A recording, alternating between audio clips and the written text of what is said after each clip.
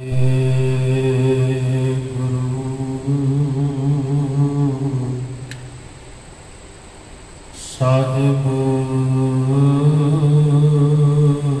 जियो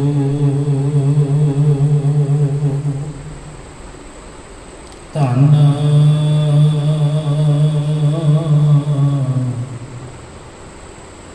वाहेगुरु साहिब जियो तुद आगे अरदास हमारी जियो पिंड सब तेरा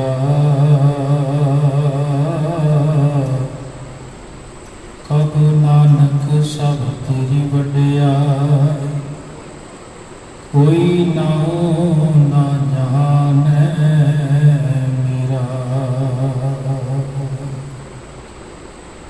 एक नानक की अरदास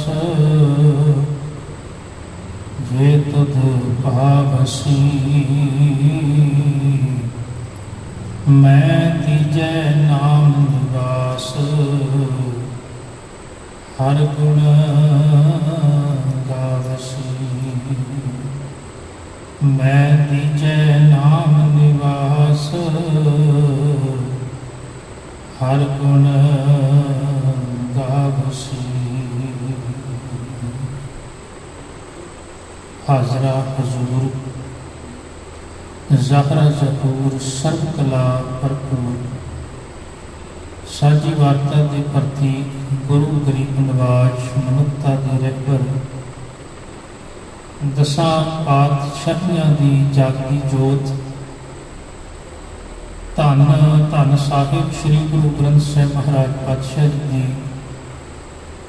पावन पवित्र हजूरी अंदर जुड़ मिल बैठी परम सत्कारयोग गुरु प्यारे गुरु सवारी गुरु साजी सत संगत जीओ वडभागे आप ही संध्या वेले दे पावन दीवाना अंदर हाजरियां लवा रहे हो।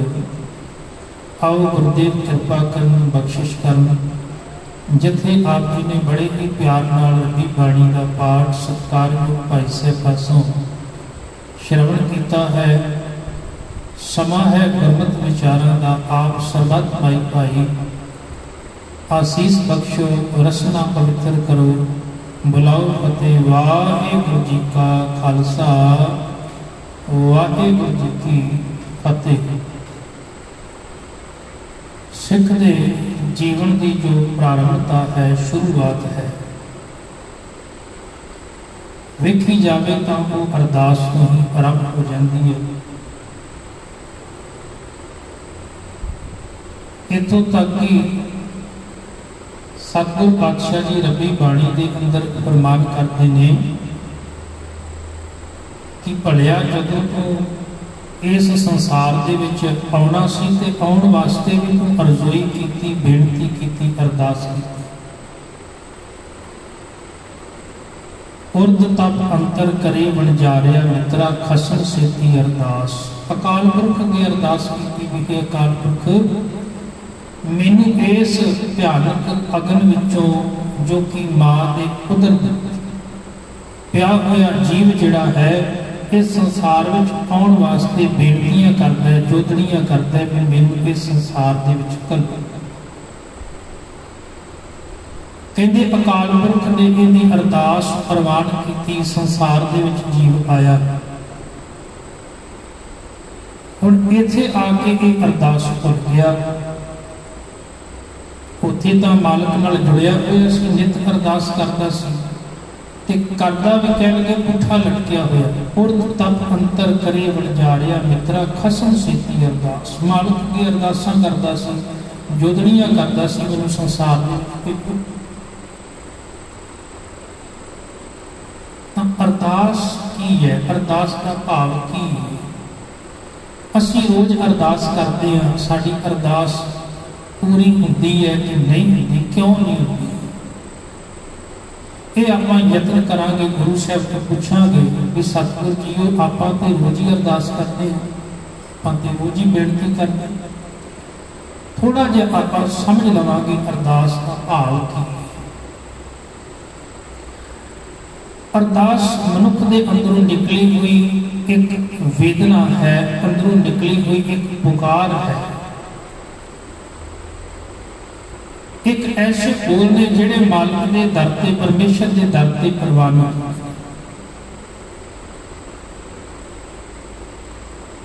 अरदास का खास भावें कि बहुत ही पुराना है। कहते यहूदी लोग जिहड़े ने वो बड़े ही उन्हों का धर्म जिहड़ा बहुत पुराना है, तो उन्होंने अरदास भी बहुत पुरानी है। हालांकि वख-वख धर्मां दे विच अपनी अपनी अकीदे अनुसार अरदास की जाती है, पर सिख धर्म दे विच अरदास की एक वखरी थां है,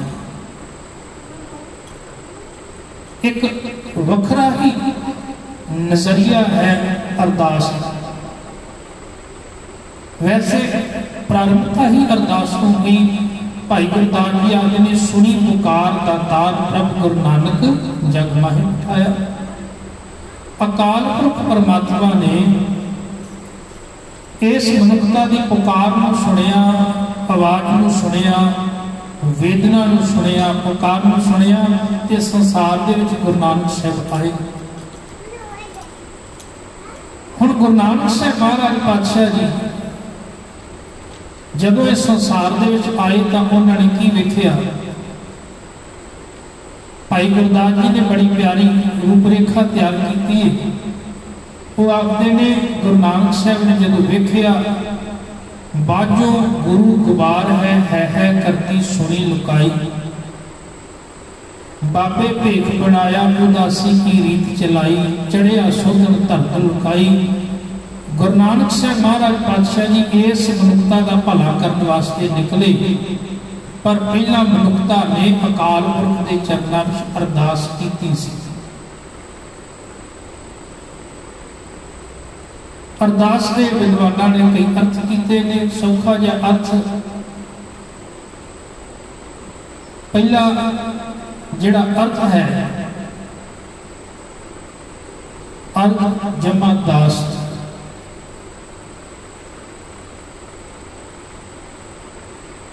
जदों आपां मालिक के चरणों के विच हथ जोड़ते हैं, अर्ज करते हैं, अरजोई करते हैं, दोवें हाथ जोड़ते हैं, दास भाव बेनती करते हैं। मालिक के चरणों में दो हाथ जोड़ के आपां खड़े होंदे आ ते वो साडी जिहड़ी भावना है अंदर काम करती है। हुण अरदास का मूल भाव जिहड़ा है कि चार अखरां तो लिखिया होया है। चार अखरां तो अरदास लफ्ज़ बनिया है, ऐड़े तो, रारे तो, दद्दे तो ते सस्से तो। हुण इन्हां दा अंतरी भाव भी समझ होना चाहिए। ऐड़े का भाव यह है भी जदों मैं अरदास करां ते मैनूं ये गल पक्की याद होवे कि वो अंतरजामी है। कौन? जिंदे अगे मैं अरदास कर रहा हूं, वो मेरे अंदर की गल जानता है, अंतरजामी है। ऐड़े तो भाव अंतरजामी है, और सच में ही वो है भी अंतरजामी। राखा एक हमारा स्वामी, सगल घटा का अंतरजामी। उन्होंने सारिया के अंदर की कहानी पता है, कोई बोल के दसे या ना दसे वो जानता है। पहली गल भी मैं जिंदे अगे अरदास कर रहा हाँ वो अंतरजामी है, मेरे अंदर की गल जानता है। मैं ना भी दसांगा तो भी जानता, फिर बोलिया सब की जानता, किस आगे पीछे अरदास। दूसरी गल रारा, रारा तो भाव रखवाला, रखिया करने वाला। मैनू ये भरोसा हो भी मैं जिथे भी हाँ मेरी रखिया मेरा मालिक करेगा। तीसरा शब्द है दद्दा, दद्दे तो भाव दाता। मैं ओदे अगे अरदास कर रहा हाँ जिहड़ा सबना जीआं का एक दाता, किसी एक धर्म का नहीं, किसी एक देश या किसी कौम का नहीं, किसी एक मजहब का नहीं, सबना जीआं का।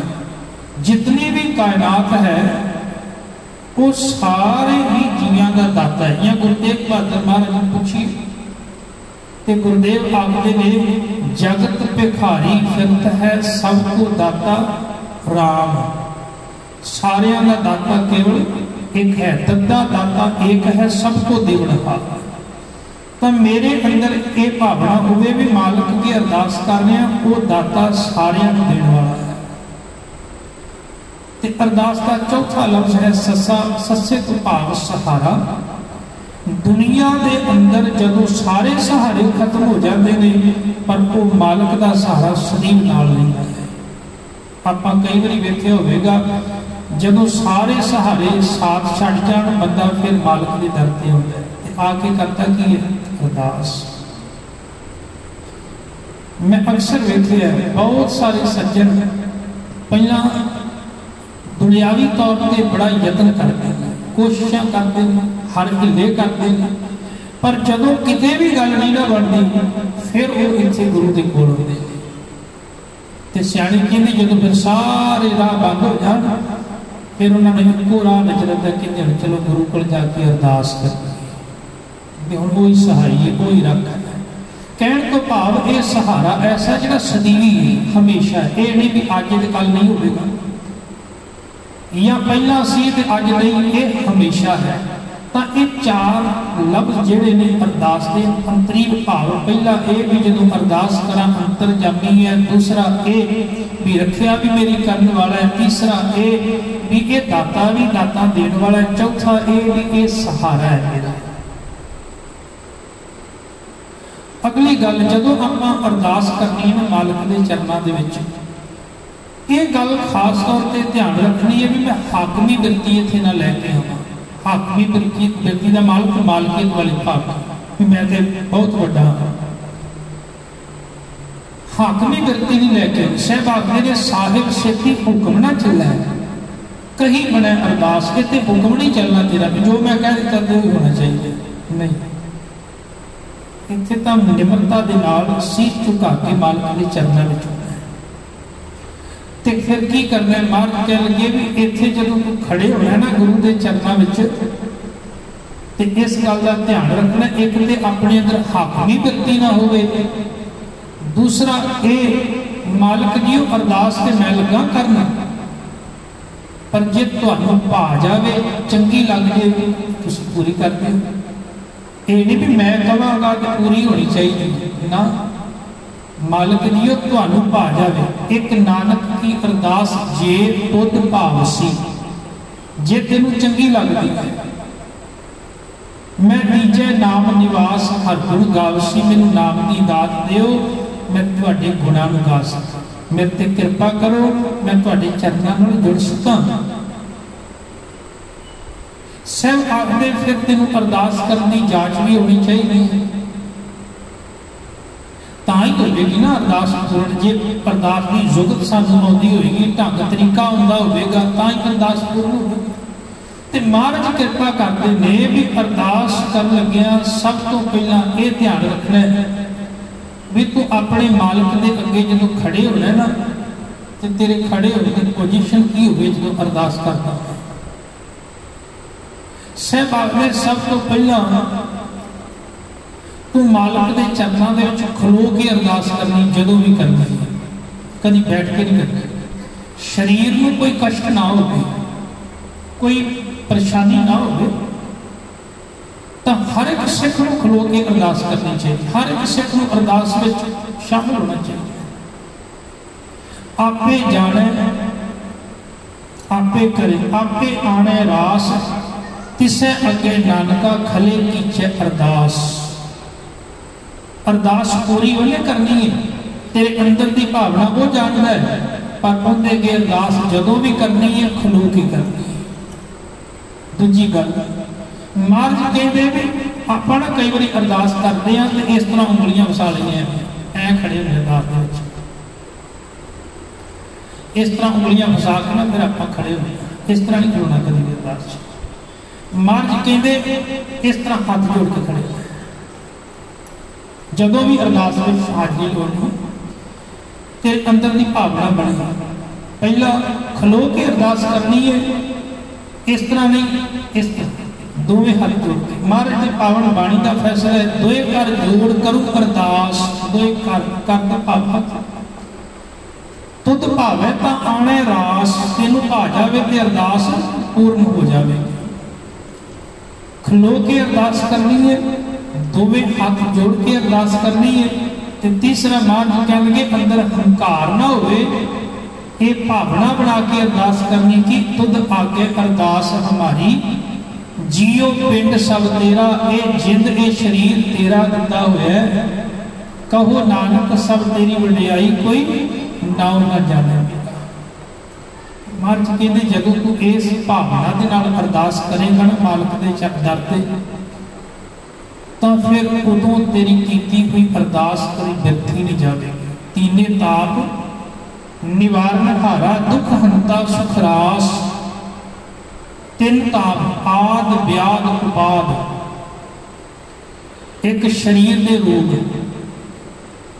दूसरा मानसिक रोग, तीसरे दुनिया के कले कले झगड़े, ये तीन आद व्याध उपाद। अरदास कीतियां महाराज कह लगे तेरे शरीर के रोग भी ठीक हो जाएंगे। मानसिक रोग जिहड़े अज 99% मानसिक रोग ज्यादा है, शरीर रोग घट।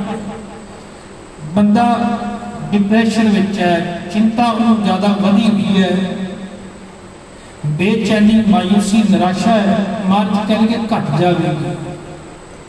मानसिक तनाव खत्म हो जाएगा। कभी मालक दे अगे भावना बना के अरदास कर। तीने ताप निवारण हारा, दुख हंता सुख रास, ताको बिगड़ ना को लागे जाकी प्रभ आगे अरदास। महाराज कहने कि बिगड़ नहीं लगेगा तेरे जीवन में, तो भावना बना के अरदास कर। साहब होर एक वचन करते हैं, बिरथी कदे ना हो गई जन की अरदास। जन का अर्थ है सेवक, सेवक की कीती हुई अरदास कभी व्यर्थ नहीं जाती जे वो भावना बना के करे। इत्थे एक बड़ी वड्डी जिहड़ी है गल समझण वाली है, अरदास जदों करन लगी है तो साडे अंदर आस होवे, आस ही विश्वास बन सकता है। तो जे आपां अरदास ते कर लईए पर सानू विश्वास ना होवे तो फिर नहीं गल बनदी। विश्वास पहला बनाना पड़ेगा। मैं सुनिया एक नगर दे विच ना बरसात नहीं पै रही, मींह नहीं पै रहा सी, ते लोग बड़े परेशान हो गए क्योंकि पानी तो बिना खेती नहीं सी होनी। ते जिहड़े लोग सन ना सारे इकट्ठे होकर पिंड का जिहड़ा मुखिया सरपंच उहदे कोल गए ते जाके आख्या भी मींह नहीं पै रहा, बरसात नहीं हो रही, तो खेती नहीं होगी तो भुखे मर जावांगे। ते जिहड़ा वो नगर का सरपंच सी मुखिया, वो बड़ा धार्मिक ख्यालों वाला पुरुष सी।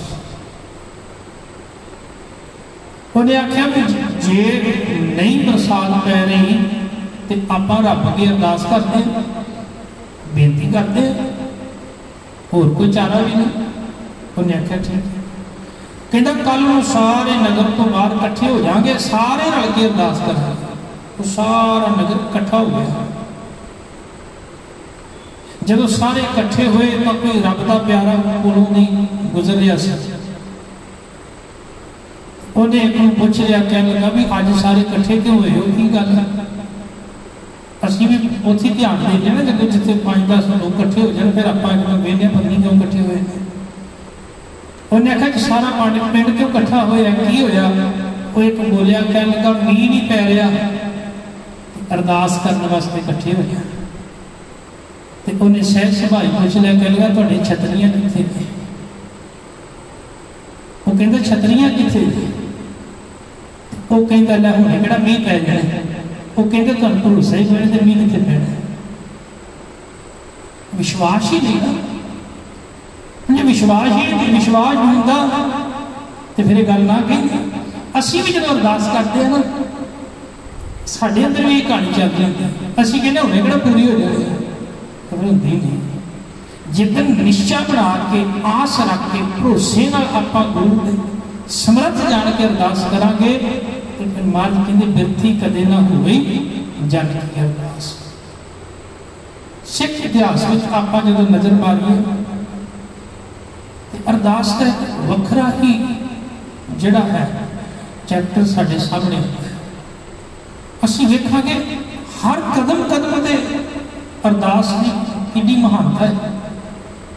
जदों आपां गुरु नानक साहब महाराज पातशाह जी बारे रब्बी बाणी विच पढ़दे हां ते गुरु नानक देव महाराज पातशाह जी जदों सिद्धां नूं मिलदे ने ते सिद्ध जिहड़े ने ना वो गुरु नानक देव महाराज जी दे नाल चर्चा करते हैं, सवाल पूछते हैं तुहाडा गुरु कौन है, तुहाडा नाम की है, तुहाडा मनोरथ की है, तुहाडा स्वार्थ की, बड़े सवाल पूछे। गुरु नानक देव महाराज पातशाह जी ने तो एको ही वचन आख्या, कह लगे भी केवल तो केवल एको ही मेरा मनोरथ है कि मालक के चरणों के विच अरदास करना ते उनका नाम जपना, उनका नाम जपना ते अरदास करना। हाँ असीं भले पुरखां नूं मान जरूर देने हैं, जेड़े बंदगी करने वाले ने उन्होंने गुरसिखां नूं मान आपां जरूर देने आ, पर यह गल सच है कि साडी अरदास केवल एक अकाल पुरख के चरणों विच यही साडा मनोरथ है। उस मालिक के चरणों में आपां अरदास करते हैं। सिख जदों भी सतगुरु पातशाह जी के चरणों के विच आउंदा है ते एक अरदास करता है ते एक बड़े प्यारा वचन जिहड़ा रब्बी बाणी का एक गायन करता है, अक्सर आपां वेखदे वो पवित्र वचन है, जिन नानक सतगुर पूजिया तिन हर पूज करावा। गुरु समर्थ है, सब कुछ कर सकता है, पर गुरु सिख नूं एक मान एक वडियाई दिंदा है। आपां जदों अरदास कराउने आ ना भाई साहब तो कराउने आ ते उहदे पिछे भी एक भावना काम करदी है। इहदा मतलब ये नहीं कि गुरु साहब अरदास पूरी नहीं कर सकते, गुरु समर्थ नहीं। असल दे विच गुरु साहब एक मान देना चाहते हैं, वो अपने सिख नूं मान देंगे। धन गुरु गुरु अर्जन देव महाराज पातशाह जी के घर में लंबा समा औलाद नहीं हुई। एक दिन सत्कारयोग माता गंगा जी ने कह दिया, कह मेरा लिया साइया तेरे दर ते दुनिया आउंदी अरदासां करदी झोलियां भर के चली जाती, तू हर किसी की दात दे के आस पूरी करना, तू दीन दुनी का बादशाह है, पर तेरे घर दे विच औलाद नहीं, ते तू कृपा कर मैं भी तेरे चरणों में अरदास करना। हुण इत्थे गुरु ने एक खेड वरताई, गुरु अर्जन देव महाराज पातशाह जी ने सत्कारयोग माता गंगा जी, सत्कारयोग बाबा बुढ़ा जी को कलिया। हुण गल समझण वाली है, ये नहीं भी गुरु अर्जन देव महाराज पातशाह जिथे दुनिया दी अरदासां पूरियां कर रहे हैं कि वो अपने घर की जिहड़ी है कहानी नूं समझदे ने, पर नहीं एक सिख नूं मान देना सी। धन गुरु गुरु अर्जन देव महाराज पातशाह जी सत्कारयोग माता गंगा जी घरदे ने ते जदों बाबा बुढ़ा जी वेखदे ने कि गुरु के महल आ रहे हैं तो सत्कार विच खलो जाते। जदों सत्कार विच खलोते पूछया भी अज गुरु के महल इधर, सत्कारयोग माता गंगा जी ने आख्या, कह लगे श्री गुरु अर्जन देव पातशाह जी ने घलिया, कह लगे हुक्म करो। आखिया कह लगे अरदास कराउणी। हुण बाबा बुढ़ा जी ने अगों एक बचन आख्या, वो घाह पे पुੱਟਦੇ सन खेतों के विच, एक बचन आख्या, कह लगे अरदास तो उन्होंने पूरी करनी है, पर एक मेरे वर्गे घाह पुੱਟਣ वाले वो मान पे बख्शते हैं। अरदास उन्हें पूरी करनी है, पर एक मान बख्शते ने पे, एक घाह पुੱਟਣ वाले एक मान पे बख्शते ने, अरदास के मालक ने पूरी करनी। अरदास तो गुरु अर्जन देव महाराज ने पूर्ण करनी। सो कहने तो भाव यह है कि जदों आप अरदास करते हैं, अरदास का गुरु साहब ने समर्थ पूर्ण करनी, पर अपने गुरसिखां नूं मान बख्शते ने। गुरु नानक साहब आखते ने अरदास ते साडी मालक दे चरनां विच है। आपां जिहड़े रब दे प्यारे ने, रब दे प्यारिआं नूं मालक ये मान बख्शदा है, ये वडियाई बख्शदा। साच कहूं अरदास तुम्हारी, हाँ संत जना बोलदा। मैं ये सच आखदा, एक अकाल पुरख परमात्मा का नाम जपना ते उहदे चरनां विच अरदास करना मेरे जीवन का मनोरथ है, मकसद है। इत्थे एक होर भी गल समझ लेनी जरूरी है। अरदास केवल उदों की जाए जदों अत की मुश्किल हो। ये ना हो भी सिर पीड़ हो गया तो अरदास करते हो, हाथ पीड़ हो गया तो अरदास करते हो, माड़ा जा कुछ होया तो अरदास करते हो।